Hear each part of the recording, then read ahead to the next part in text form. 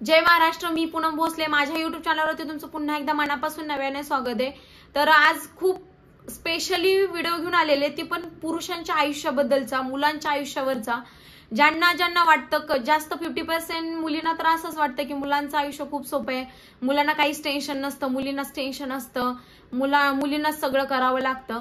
तर त्या मुलींसाठी खूप खास करून हा व्हिडिओ घेऊन आलेले. त्यांचे विचार आहेत ना, ते विचार जे त्यांच्या डोक्यामध्ये आहेत ना, आणि त्या मुलींसाठी घेऊन आलेले. आणि मुलींनो, हा व्हिडिओ लास्ट पर्यंत ऐका. आणि हा व्हिडिओ ऐकल्यानंतर मला नक्की कमेंट बॉक्स मध्ये सांगा की खरंच मुलांचं आयुष्य असं आहे का. हा व्हिडिओ ऐकल्यानंतर तुमचे पण विचार बदलल्याशिवाय राहणार नाही. तर मला मुलांच्या आयुष्याबद्दल खूप खंत वाटते, त्यांच्याबद्दल हा व्हिडिओ घेऊन आलेले.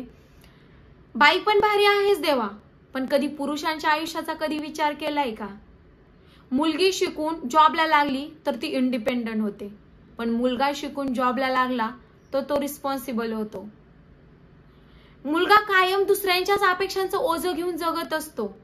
कधी वेळ आली तर स्वतःच्या पगारामधून एक वेळ आईला साडी, बहिणीला मोबाईल घेईल, पण स्वतःचे फाटलेले शूज कधी शिवून घेणार नाही. लग्नाच्या अगोदरच 25 वर्षाच्या मुलाकडून ह्या अपेक्षा केल्या जातात. अरे, पुण्या मुंबई ठिकाणी अजून तुमचा 2 BHK फ्लॅट नाही. काय करावं त्या मुलांनी.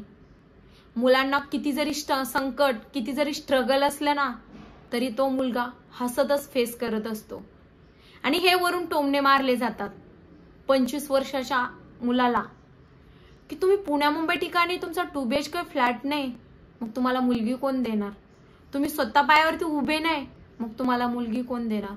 तुम्हाला जमीन कमी आहे, शेती कमी आहे, शेतीमध्ये पाणी नाहीये, सगळं कमी आहे, तुम्हाला मुलगी कोण देणार.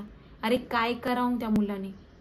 कधी वेळ आला, कधी वेळ मिळाला तर नक्की विचार करा ह्या मुलांच्या आयुष्याबद्दलचा. थँक्यू.